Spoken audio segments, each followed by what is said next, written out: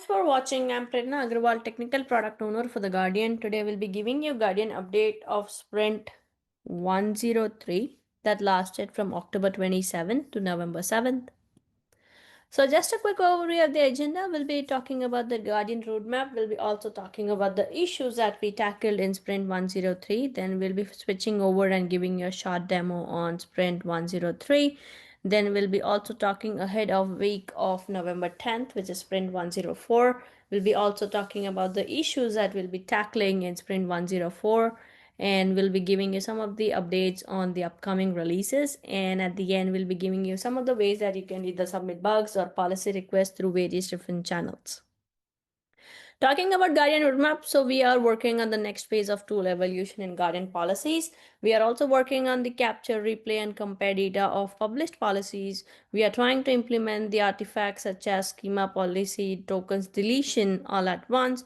And at the end, we are also working on the enhancement of the formula link definitions to view them in the graphical interface.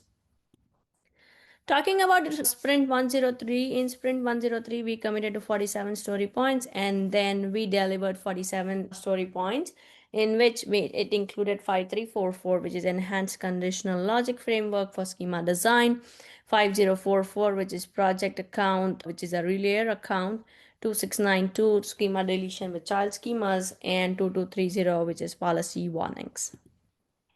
Let's look at Sprint 103 demo. So the first ticket what we'll be looking at today is a Sprint Relayer account. Example is a project developer or the accountable impact organization. So currently all hedera operations performed by users as part of the policy workflow are financed by individual user accounts, where most of the operations are financed by the standard registry account. There needs to be a way to separate individual projects, which is HBAR, that is gas expenses, so that they can be tracked and budgeted independently. So in order to solve this, what we have done is we have recorded a detailed demo on this. So please subscribe to our Envision Blockchain channel in YouTube. Under that, you should be able to see a relayer account demo, and you would be able to understand and follow the complete process, the detailed process of how you can create the relayer account, how you can link, how you can configure that in the policy configurator.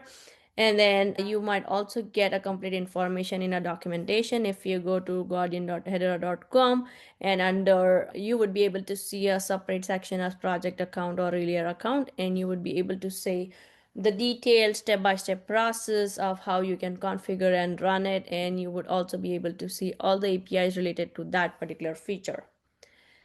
So the second ticket what we'll be looking at today is policy warnings, which is 2230. Currently, policy authors have little help from the policy configurator, which is an editor, with regard to the correctness of their policy definition. It would be helpful if the editor could warn the user about potential issues such as, for example, deprecation of elements, unreachable block, outdated version of a module used in the policy, and outdated version of the tools. So let me show you how this policy warnings would benefit the policy developer. As you can see in this particular demo, I have imported a policy which is S2J policy. So when I just try to edit this or open my policy configurator, now you would be able to see a new button or an option as configuration when you click on a drop down of validation. When you click on configuration, now you should be able to enable the policy, different types of policy warnings. One is the warnings information warning, deprecated blocks warning, deprecated properties warnings, incoming events warning, outgoing events, and isolated blocks. So for this demo, I would just like to enable the warnings, the non-critical warnings, and then I would also like to enable the incoming events and the outgoing events, and then click on save. Then I need to click on the validation button again once I do that, or enable the type of warnings which I would like to see in my policy. So I click on validation. Now as you can see that my warnings have been updated or highlighted in the respective colors. So when I see red, it says no inbound links for this particular block. Note, not all blocks necessarily require their presence.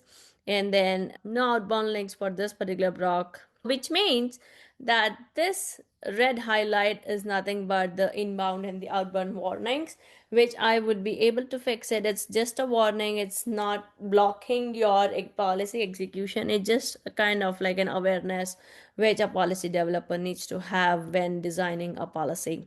Again, to get more information, what we have done is we have actually documented a detail of what each of the policy warning means and how you can enable it and how you can see the severities in each of the message and the warning. And if you have any questions, feel free to please reach out to us in the relayer and the policy warning feature. So that was a demo for sprint 103. Looking ahead of 104, which would last from November 10th to November 21st. So in sprint 104, we are working on secure complex review workflow messages passing between guardians, which is 5399, 3008, which is capture, replay, and compare data of published policies, 5343, moving the application branding page under the administration section, and at the end 2837, which is next phase of tools evaluation in guardian policies. Talking about our releases, our last release was on Friday, October 31st, 2025.